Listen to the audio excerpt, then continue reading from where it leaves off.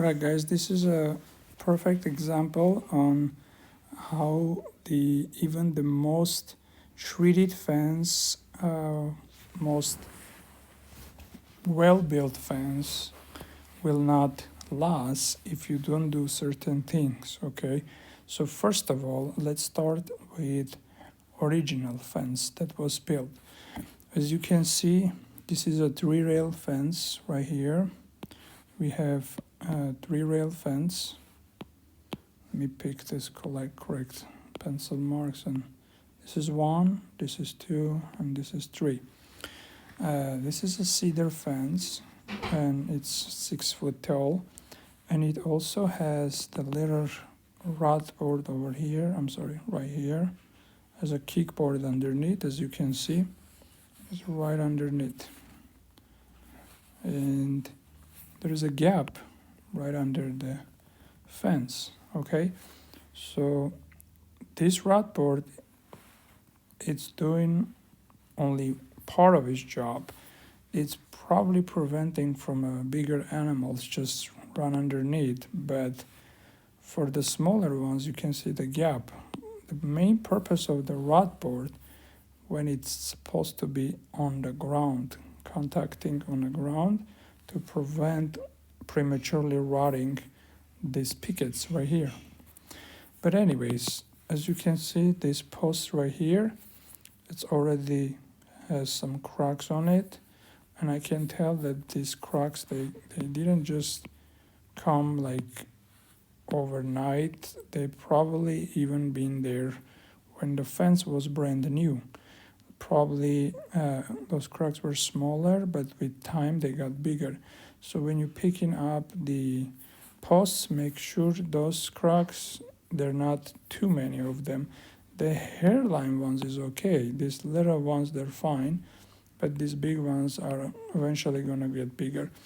But these, just like with these cracks, they can last very long time, even up to 20 years. So there's nothing to worry about on that, because these cracks, they're not gonna hurt your fence at all.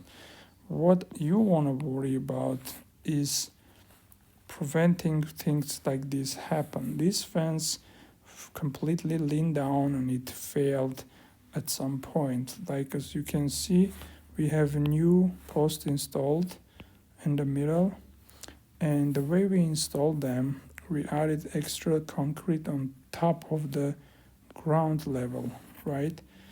That prevents from prematurely rotting right this part.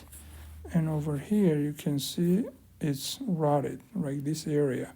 This part is rotting very fast because there is a water contact here. So to prevent that, you want to add, when you're building the fence, you want to add more concrete. If you have your fence built, you want to put some concrete up here at this level to prevent that.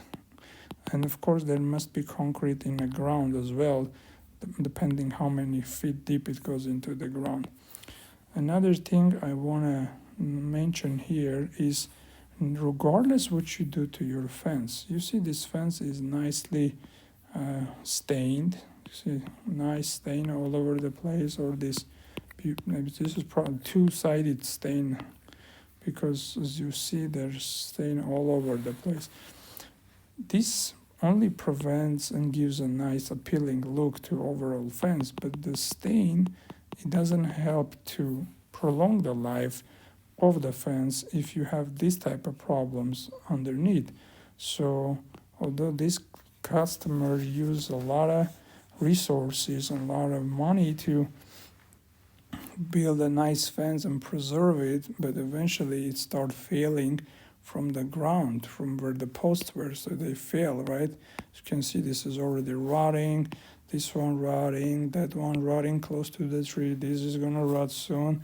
So to prevent that, we decided to fix actually this problem, because it was leaning.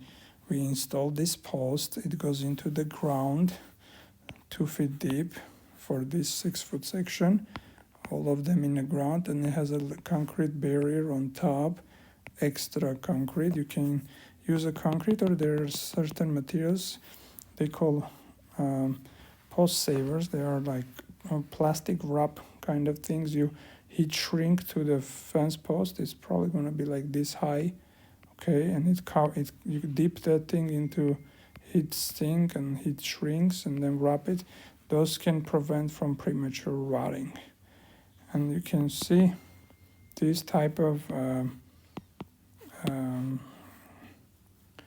this type of damage wouldn't never occur if you had those heat shrinks or concrete. At least the minimum you can do, you can use concrete. Well, I'm gonna also talk about when you're installing this post, the reinforcement post, you want to make sure they are in almost in a center. Okay, here we have a little bit off the center on this one.